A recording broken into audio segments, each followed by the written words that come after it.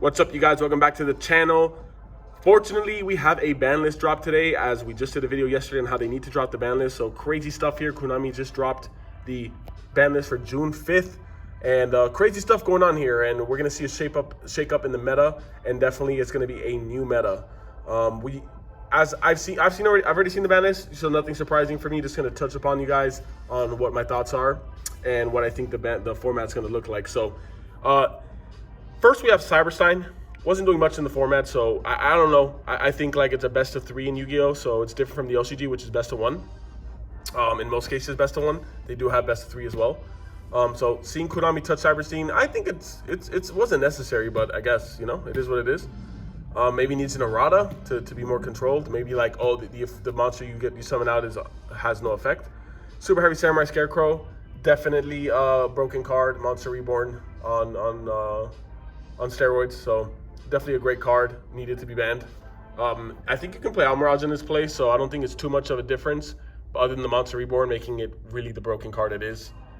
Then we have Diabolus, the Mind Hacker, A Point of the Red Lotus, and Branded Expulsion. Branded Expulsion did need to get banned. That's very awkward, and I don't think it's a...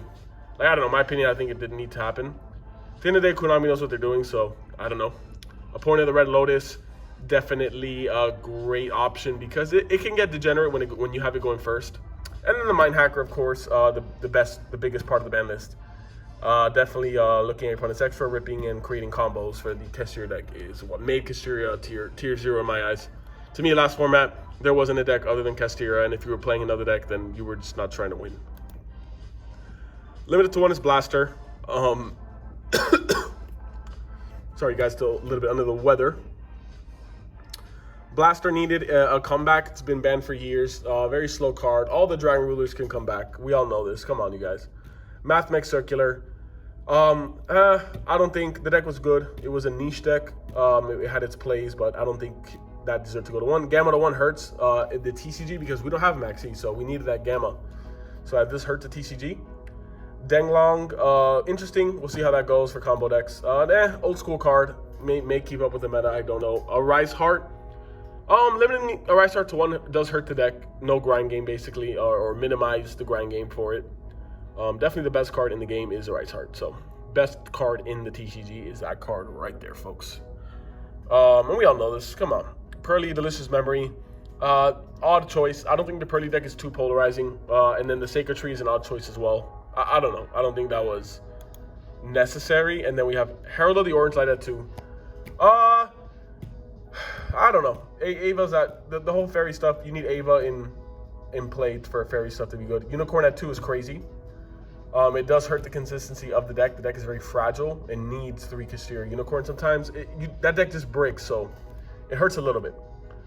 I guess they do want to reprint the cards in the Megaton. That's my assumption here on a business standpoint.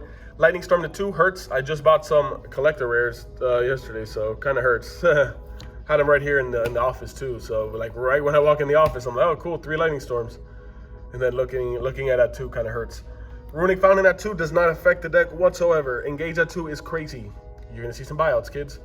And then Sprite Starter at 2, it doesn't really affect sprites at all. I think 2 is fine. And then we have Steam the Cloak, Birdman, Lotus, nothing really Quick Fix. Quick Fix kind of interesting. They don't have Spy Gal, Misty, or whatever. The one that wrote us from the yard wrote us 2 cards. Just starting at 3 doesn't do anything. Face Off's interesting. We'll see. And multi-roll is the biggest part of this list. So Sky Strikers are now full power after many years of domination. And hopefully we don't return to those times. I don't think so. Deck is not a combo deck. It is a grind deck. It is a mid-range deck. So we won't see much domination from it. So yeah, my thoughts are, I think Konami did a good job. Nothing's perfect, of course. I don't think Branded Expulsion should have been banned. I don't think that's the issue. Some odd things here and there that I just don't understand, but I guess it is what it is. The format's looking like Kashtira until Wild Survivors, which Wild Survivors does introduce the Vanquish Soul, which is a very good deck. And then yeah, those are my thoughts. We're gonna see with the upcoming sets how the meta forms. Konami, of course, is always gonna make their list kind of coincide with their product releases. So they, I want to sell the product, they want to sell the product to me. So stores like us, OTS stores, can sell the product. It is hard to sell product when a deck is tier 0 or dominating. So great choices by Konami. They're doing good.